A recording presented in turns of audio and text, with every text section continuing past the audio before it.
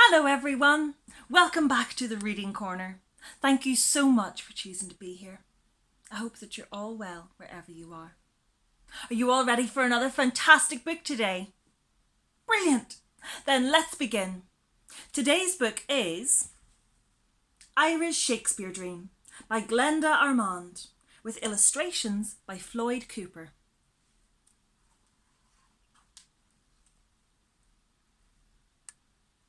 Ira could not keep still as he waited in the balcony of the Park Theatre.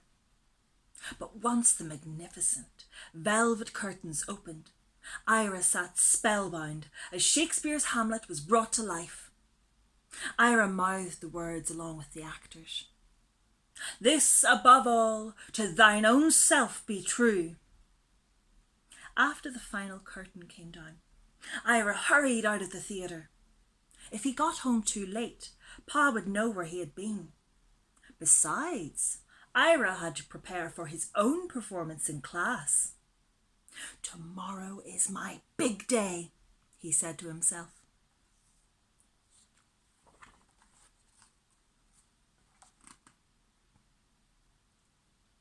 The next morning, Ira barreled his way through crowded New York City streets to the African Free School. When he arrived, he stood outside the classroom to catch his breath. Then he made his grand entrance. "Ah, here he is," Ira's teacher, Mr. Andrews, announced to two men who were standing at the back of the room. "Students and honoured guests, Ira Aldridge will now perform a scene from Hamlet, a play, as you all know, by the great William Shakespeare."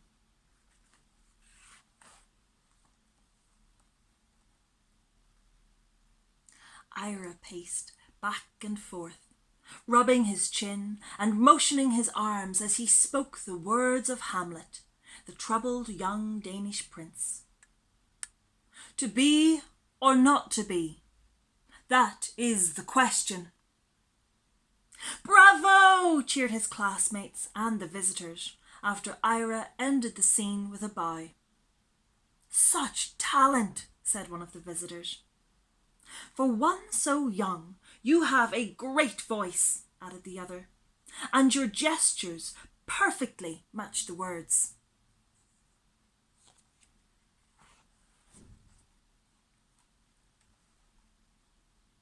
After school, Ira was still beaming with pride as he helped Mr. Andrews clean the classroom.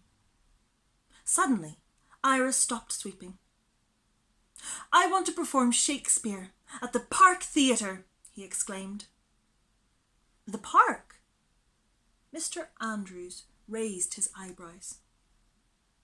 "Ira, you know only white actors perform there. You dream too big for a coloured boy." "But the visitors said I have talent. My colour didn't matter to them."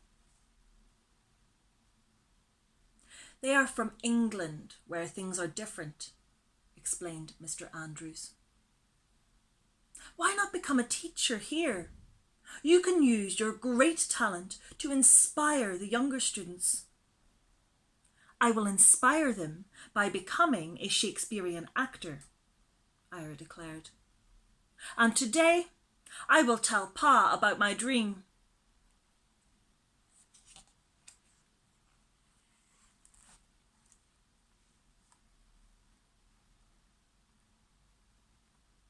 Ira's father was a church minister who also sold items made of straw. Ira found Pa on Mulberry Street and sat with him in his wagon. "Shakespeare!" Pa exclaimed when Ira told him of his dream. "How can you make a living play acting and pretending? Your brother Joshua couldn't do it. What makes you think you can?" Before Ira could answer, Pa began calling out to passers-by in his melodic voice, "Straw man, get your baskets, hats and mats." Ira sat patiently while Pa sold his wares. On the way home, Pa said, "Ira, I want you to follow in my footsteps and become a minister. Use your God-given talent to preach about right and wrong.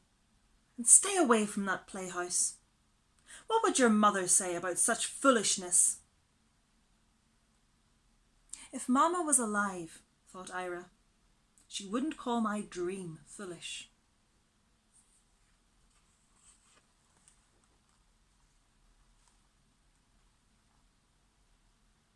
Against Pa's wishes, Ira continued to go to the theatre. He even discovered a new playhouse, the African Grove. It was an all-black theatre in New York City. At the park, Ira was forced to watch plays from the balcony. But at the Grove, he could sit in any seat in the theatre to watch the lively acts and musical numbers. Sometimes the Grove even staged plays by Shakespeare. Ira was fascinated by the wigs, makeup, and colourful costumes worn by the actors. He longed to be part of this magical world of the theatre. Why couldn't Pa understand? Ira thought.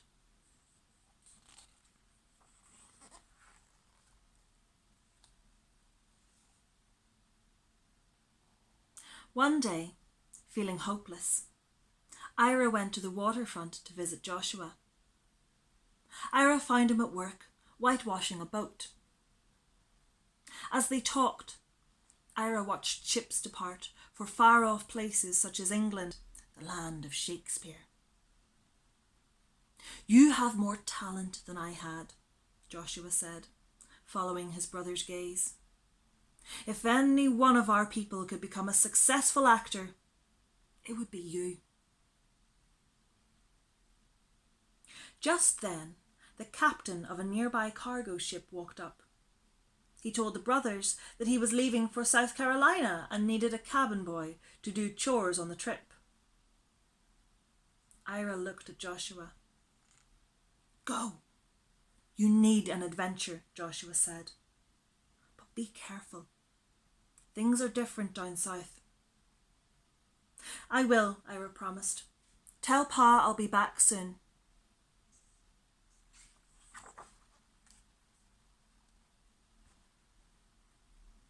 Ira enjoyed the voyage. But when the ship reached the port of Charleston, South Carolina, he was reminded of Joshua's warning. A man came aboard and, seeing Ira at work, offered to buy him for $500. At first, Ira was angry at the idea of being sold like a basket or a straw hat. Then he became fearful. Would the captain turn down so much money? Ira wondered.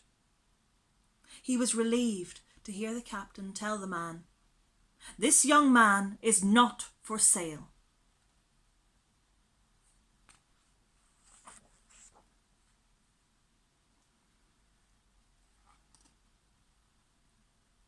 Although Ira had been spared, he watched helplessly as other people were sold into slavery.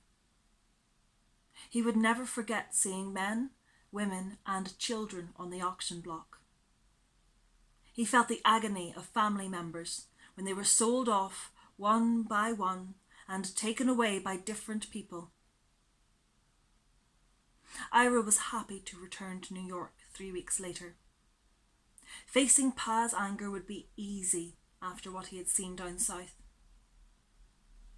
After scolding Ira for running away, Pa said, "You will go to ministry school as soon as you are old enough."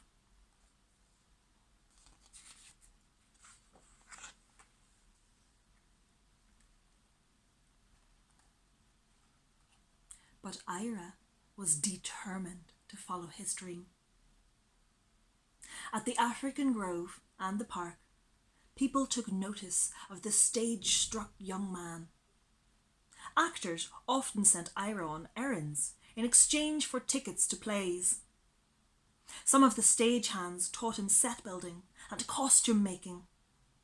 They all encouraged Ira to become an actor and cheered him on as he auditioned for a small role at the African Grove. When he was not watching plays from the balcony of the park, Ira was rehearsing or acting at the African Grove. He was chosen to play the lead in Shakespeare's Romeo and Juliet.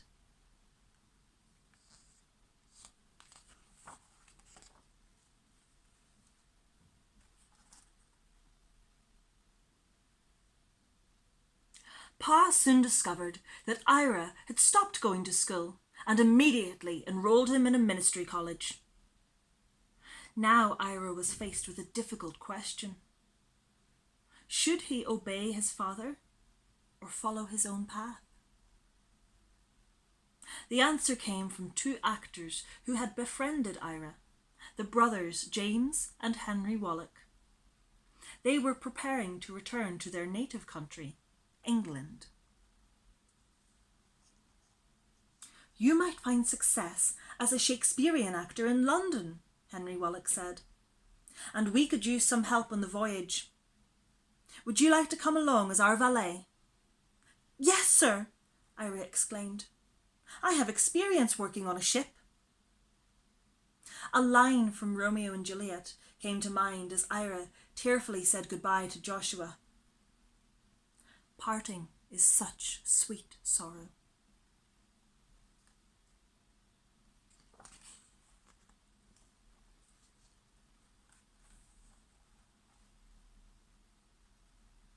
In 1824, at the age of 17, Ira set sail for England.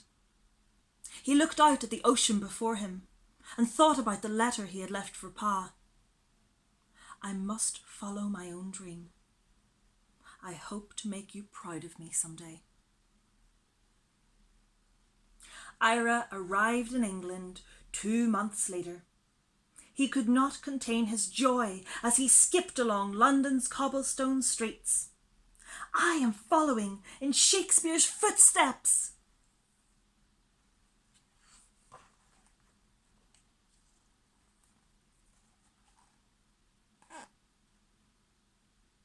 With help from the Wallach brothers, Ira found work running errands at a few small theatres. He was also hired to be an understudy. As an understudy, he had to be ready to take the part of any actor who, for some reason, could not perform.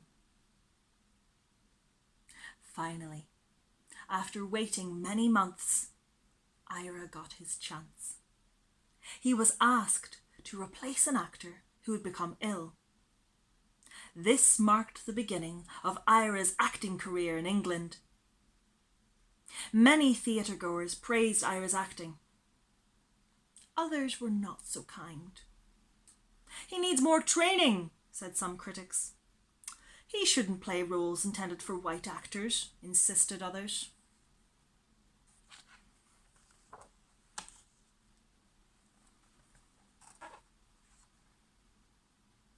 Ira could see that even in England, his path to success would not be easy. But he wasn't discouraged. He worked hard, studied acting, and learned everything he could about the theatre business.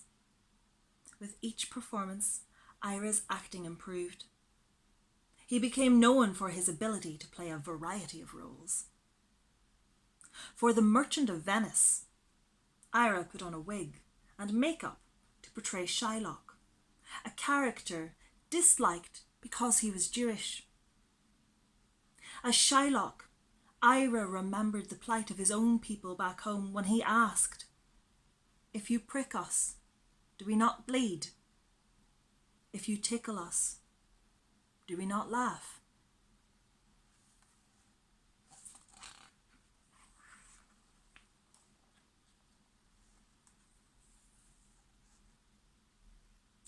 Even as Ira's dream was coming true, he never forgot about his people back home and the nightmare of slavery. Sometimes, at the close of a performance, Ira came out of character and sat on the edge of the stage. He preached to the audience about the injustice of slavery. He told them that, although he was born free, he had once come close to being sold into slavery. Audiences were moved as Ira recounted for them the cruelties he had witnessed. "I will not be satisfied," Ira said, "until all of my people are free."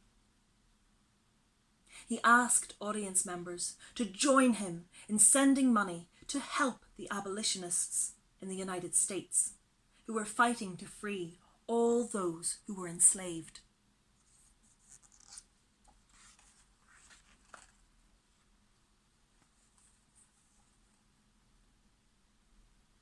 Ira's fame and fortune grew as he travelled beyond England. Wherever he went, he worked with local actors and showed them how to make costumes and sets. By the 1840s, Ira was one of the most celebrated Shakespearean actors in Europe. His most famous role was the lead character in Othello. The dark-skinned tragic hero was commonly played by a white actor wearing black makeup. Ira didn't need this makeup, and the emotions he expressed as Othello were as real as the colour of his skin. Like Othello, Ira knew despair. He had seen it in the eyes of enslaved people. And like Othello, Ira knew sadness and regret. He had felt both when he received news of Pa's death.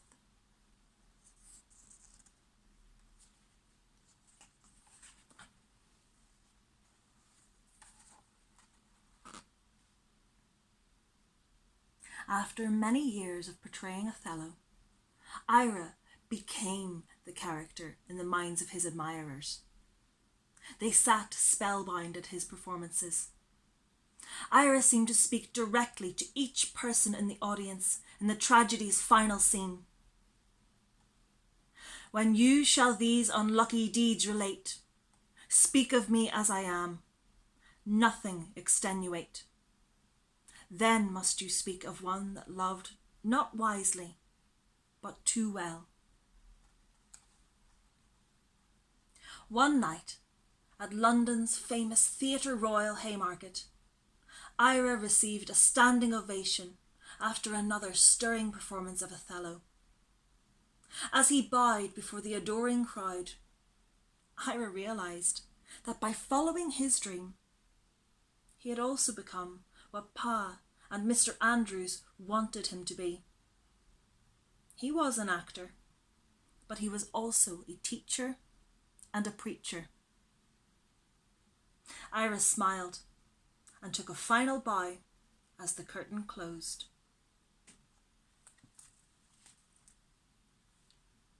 The end.